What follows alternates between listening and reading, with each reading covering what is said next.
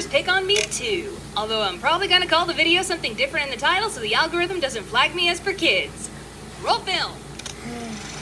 When last we left our heroine Rebecca, she was singled out by the citizens of Main Street and made to sing Disney show tunes to a crowd of people. But alas, our young star has landed herself in a new predicament.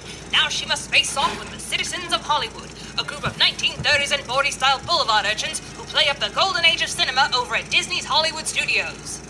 So back in ye old animation school days, sometimes I had enough time off to go to Disney World. One weekend, I went to Hollywood Studios by myself. When I got there, I headed straight for the Tower of Terror, but on my way, I ran into a street act just getting started. Now, all of these different citizens of Hollywood characters at the park are reoccurring, and they all have names. So the subject of today's tale is Mr. Ready Freddy Fiddlesticks. He and another character were doing their set, and I was happily watching because, as I've mentioned before, I love Disney street performers. And Disney street performers love me because they can tell I'll play along. Case in point, in the middle of this performance, the other character started going into this monologue about how Freddy will never work in this film again. And Freddy, acting scared, came over to me and hugged on me for comfort. My performer instincts tell me that this was him testing to see if I was comfortable being part of the bit.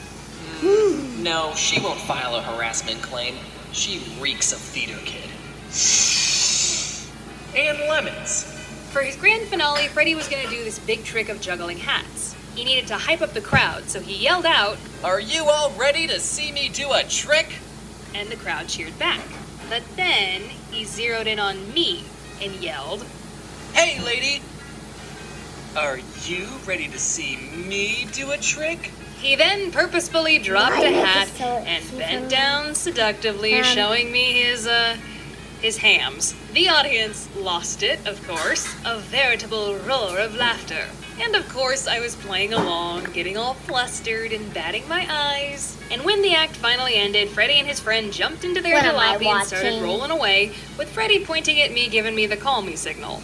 Hit him up, I'm gonna Disney go magic, second 10 out of 10. grade. But it doesn't end there. After the act was over, over, I got in line for the Tower of Terror. Back then, I always carried around a sketchbook and Oh, pencils. that's why I'm So as I was waiting, I was trying to draw Ready Freddy Fiddlesticks from memory. And I was getting a little bit frustrated because I couldn't quite remember the details of his costume. But I made my half-finished sketch and rode the ride.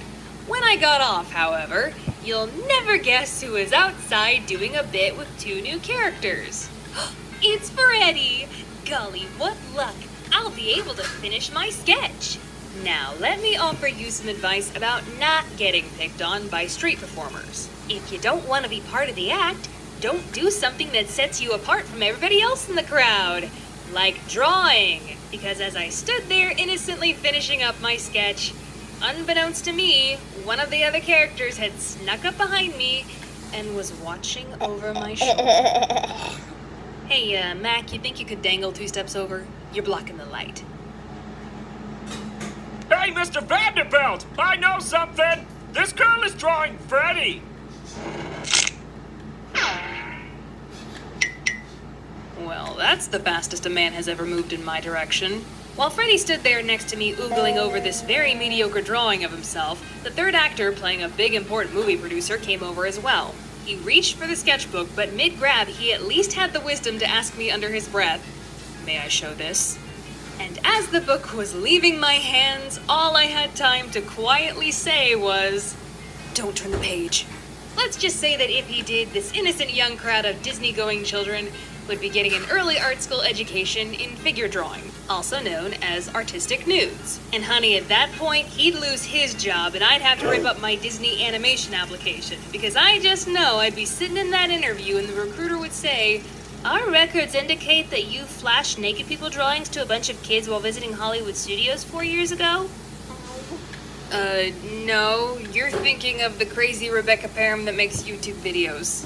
Thankfully, he heard me because he just held up the page with Freddy's drawing on it. There were some oohs and ahs from the crowd, but in that moment, all I remember thinking was, man, I wish I was a better drawer.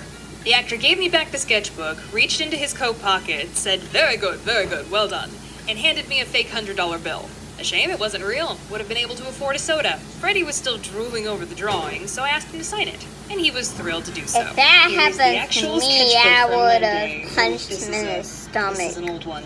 And here is the drawing of Ready Freddy Fiddlesticks. There's his signature, and here's the fake $100 bill that the Disney actor gave me. I wouldn't call this a particularly good drawing by professional artist standards, but I'll never forget how happy it made Freddy. He was a good reminder that the little things can matter a lot to people, and you should never underestimate the little things you can do. Well, that's all I got for you, explainers and entertainers. Thank you so much for tuning in, but now I gotta tune out. So